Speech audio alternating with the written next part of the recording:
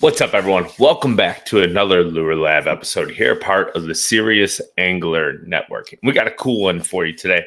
We're talking about braided fishing line, and we're going to go all the way from 8-pound braided line all the way to 65 or 80-pound braid.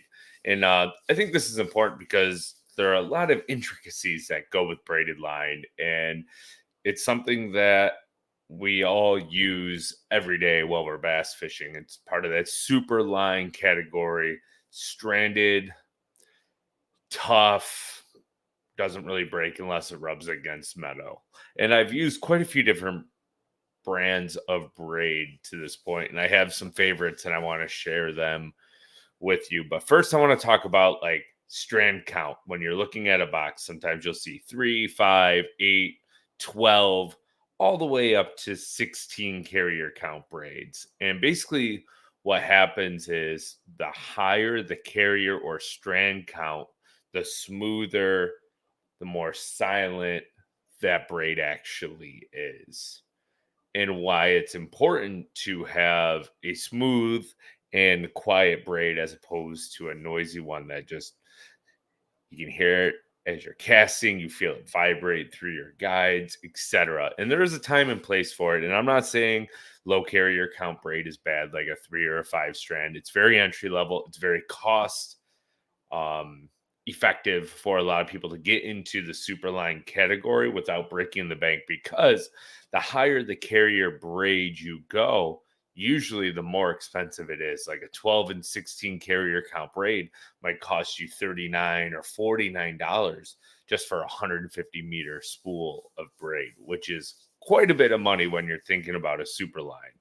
So let's kind of dive into it and all of my favorite braids, right? And we're going to go finesse to straight up fishing in the mats and punching, etc. So we're going to start in my first class, and I broke it down into basically 4 classes of braid. It's really 3 because 30 to 65, I have a favorite braid.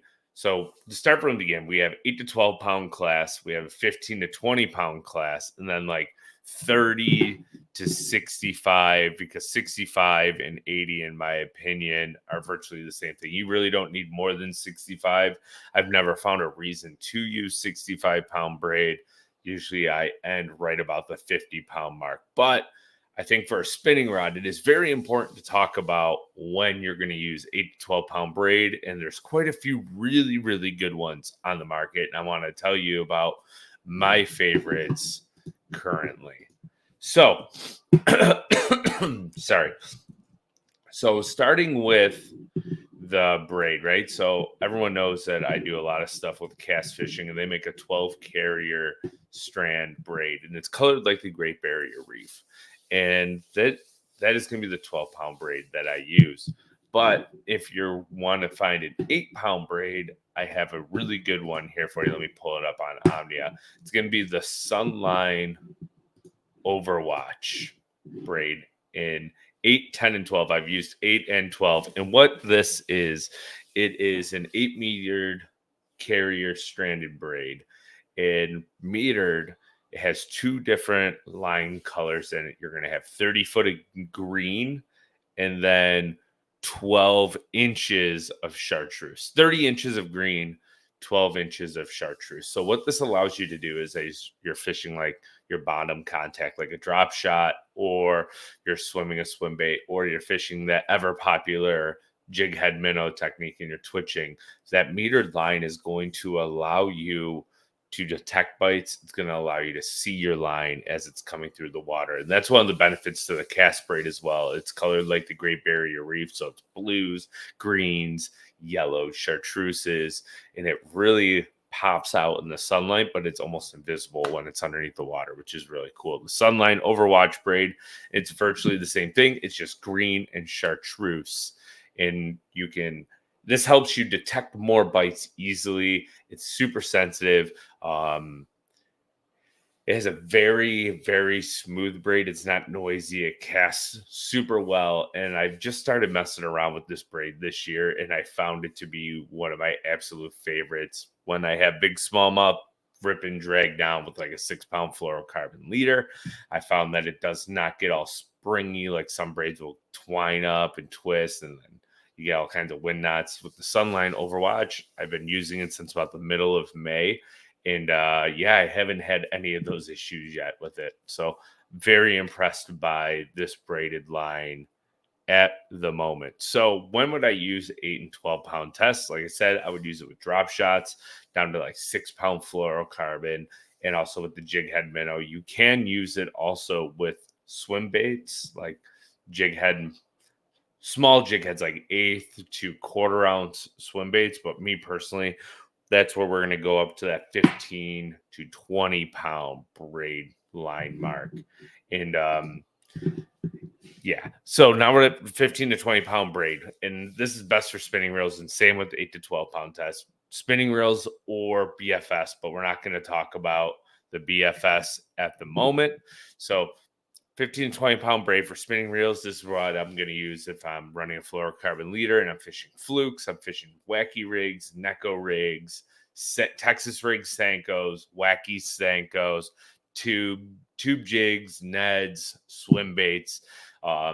Usually more on the 15 side so I can get some better casting distance. But I like the 15-pound test if I'm down in some rock and I'm really fighting some baits through grass, etc.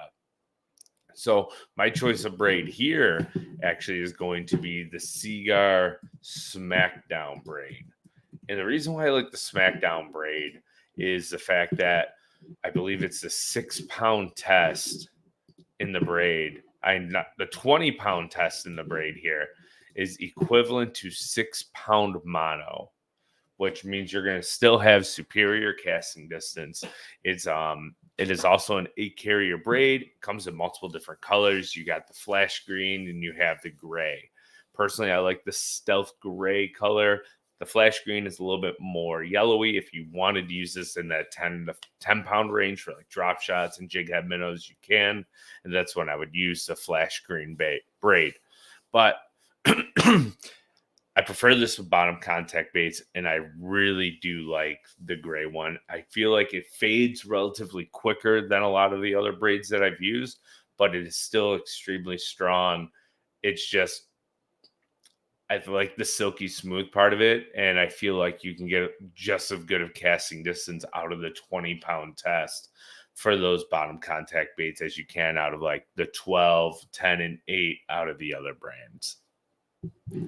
Now let's move on to the 30 to 60-pound braid. And this is where we're going to be covering like top waters, frogs, flipping, swim jigs. And I have a clear winner here, and it's going to be the P-Line Zero Fade braid, which is also an 8-strand high-performance braided line.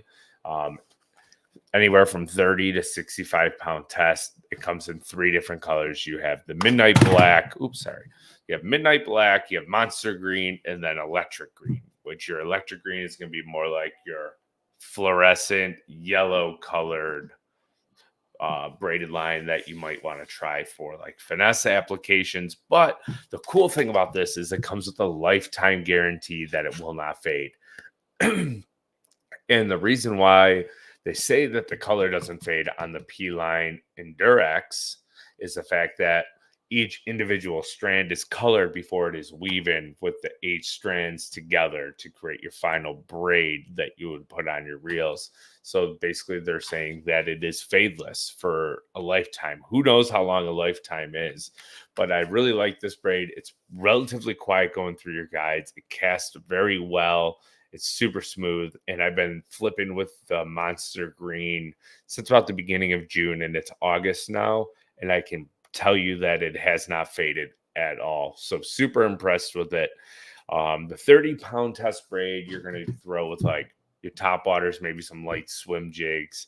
Personally, my favorite size with the P-Line is going to be the 50-pound test. This is what I flip grass with, what I frog with, etc. Even though the monster green is zero fade, I still do take a black Sharpie from the bullet weight up about 3 to 4 foot section above it, just to make it a little bit more invisible. I really should have put the black braid on my flipping rod just to try it out. But, we're creatures of habit. We stick with what we know and do what we do. But this is the midnight black. I don't know if you can see that very well, but it is incredibly dark braid. So excited to try this one out. I have another reel that I'm going to line it up with here shortly to give it a whirl. But yeah, 65-pound. Probably if you're down in Florida or Gunnersville and you're flipping thick, heavy mats, or all the way out in Texas, wherever they have hydrilla and milfoil topped out and it's thick as ever, and you need like a 1 to 2 ounce weights. But most of the time, I feel like you can get away with that 50-pound, even 40-pound if you're punching sparse grass or flipping sparse grass, up to about a 3/4 ounce weight. So that's the best braids on the market, in my opinion, for the specific techniques and which ones I think everyone should try out if they haven't yet. And as always, all of these brands are actually linked down below in the description. It'll take you right over to Omnia. Type in Serious 10 at checkout and save yourself 10%. And I am curious. I want everyone who tunes in and makes it this far in the video, if you're on YouTube, to leave a comment down below of what your favorite braid is and what you use it for, and explain why. Because I'm curious, because I always want to try all these lines.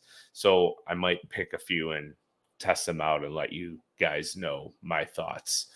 Next, if you're on your favorite podcast platform and allows you to leave a review, please do so. It helps the Lure Lab and the Serious Angler Network be seen by more people who are looking for bass fishing and fishing lure technique specific podcasts. We greatly appreciate it. Please hit that subscribe button, and we will see you all next week.